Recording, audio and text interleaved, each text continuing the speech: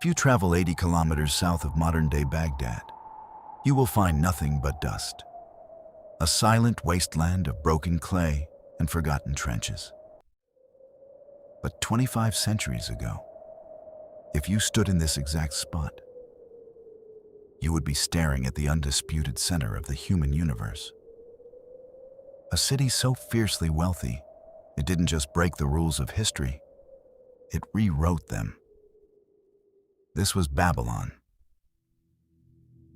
In an era when most of the world lived in primitive mud huts, Babylon was a sprawling machine of glazed blue tiles, towering skyscrapers, and mountains of pure gold.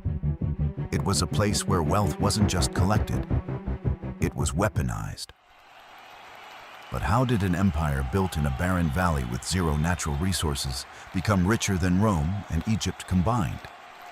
And how did that unimaginable fortune lead to its absolute destruction in a single night? To build an empire, you typically need resources. Rome had massive marble quarries. Egypt had endless blocks of limestone. Babylon had absolutely nothing but the wet mud beneath the Euphrates River. But the Babylonians didn't see a limitation. They saw an industry. They took that simple river mud, mixed it with straw, and did something revolutionary. They baked the bricks inside industrial kilns at extreme temperatures. This transformed fragile clay into a ceramic stone so hard it was virtually indestructible. It was the ancient world's equivalent of discovering steel. With this single technological breakthrough, King Nebuchadnezzar II turned his entire city into an unbreachable bank vault. They built outer defensive walls 75 feet thick and over 300 feet high. According to the Greek historian Herodotus, the top of Babylon's walls were so wide that 2 four-horse chariots could pass each other without touching. The city had effectively made itself immune to warfare. But walls only keep people out. To build true wealth, you must bring people in.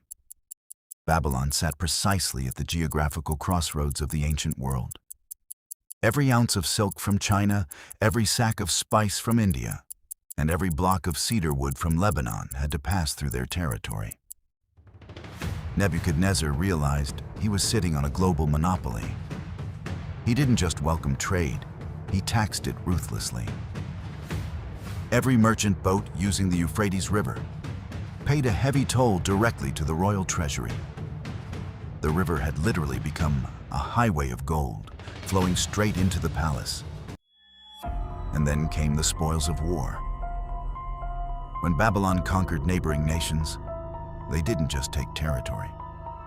They systematically drained their wealth. Inside the grand temple of Babylon's patron god, Marduk, sat a single statue crafted from over 22,000 kilograms of solid gold. By today's standards, that single room held billions of dollars in raw bullion. By the year 539 BC, Babylon's extreme wealth had bred a fatal psychological disease: total, unshakable arrogance.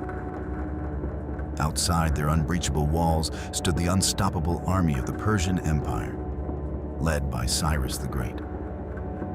Yet, inside the city, the Babylonian elite laughed. They had 20 years of food stored inside their massive silos. They had an endless water supply from the river. The final ruler of Babylon, King Belshazzar, was so confident in his security that he threw a massive, city-wide gala. He ordered his servants to bring out the sacred gold cups stolen from the temples of conquered nations, using holy artifacts to toast his own arrogance. He believed his gold made him a god. He was dead wrong. Outside the walls, the Persians didn't waste their time trying to break down the 75-foot-thick stone. Instead, Cyrus the Great did the unthinkable. He used his massive army to dig a massive diversion canal upstream, turning the Euphrates River away from the city and into a nearby swamp. Within hours, the water level inside Babylon plummeted. The mighty river that ran directly through the center of Babylon, the city's ultimate defense, had just become its open back door. The Persian army didn't scale the walls. They simply walked underneath them, right through the dry riverbed. In a single evening, while the city's elite were blacked out from wine, the wealthiest metropolis in human history fell without a single drop of blood being spilled. The immense treasure of Babylon was instantly liquidated. Its golden statues were melted down into raw bullion to fund the expansion of the Persian Empire. The grand temples were stripped bare, and the global monopoly was shattered forever. Babylon proved a terrifying rule of history: that infinite wealth cannot protect an empire from its own blind arrogance. Today, its gold is scattered across the museums of the world, and its towering walls have turned back into the very mud they were built from.